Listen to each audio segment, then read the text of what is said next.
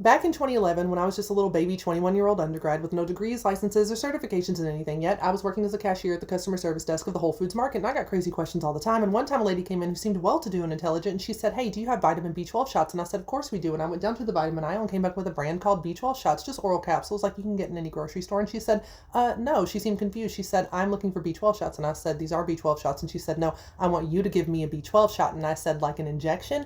And she said, "Yes." And I had to explain that I was a 21-year-old cashier at a grocery store with no degrees, licenses, or certifications to be doing any such thing. And I was very shocked by this request. I thought, how out of the ordinary. But now I realize years later, it's not that out of the ordinary, because you make America healthy again motherfuckers are putting your healthcare in the hands of people who know fuck all about science and medicine and are not qualified to help you. As a matter of fact, they are glorified customer service people for the Trump administration. And that's how we got people like Demon Throat, aka RFK Jr., putting unqualified people on the ACIP. That's the Advisory Committee for Immunization Practices at the CDC. And he's staffed it with a bunch of people who are not experts and who are spreading pseudoscience. And so now they've said, we don't recommend the hepatitis B vaccine for newborns anymore. And that's very scary, because people will initially say, oh, well, if the mother tests negative and you're not worried about intravenous drug use and sexual intercourse because it's spread by bodily fluids, then it's all fine. They don't need it. Until you realize that there's instances like, I don't know, when you take your baby to a mall and an 18-year-old with an ear-piercing gun puts a hole in your baby's body, because that's also a Hep B risk, right? And so when you think about all the other ways that Hep B can be risked, you think, why am I taking this unnecessary risk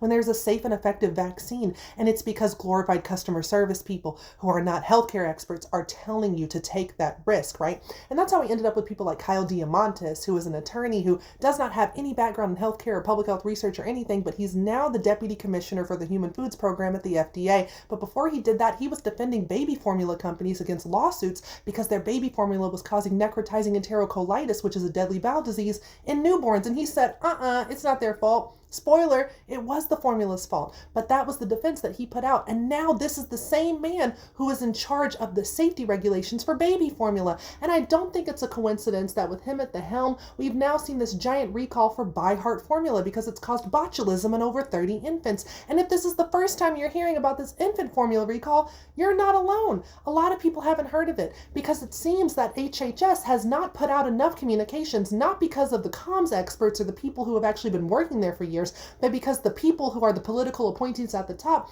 decided that they were just not going to put out enough information on social media, websites, and get those blasts out there so that people can understand the risk of this baby formula that's causing botulism. And that's really fucked up, because once again, these are the glorified customer service people for the HHS customer service desk, and they can't even do that fucking job correctly. So why the fuck are we letting them play with our healthcare?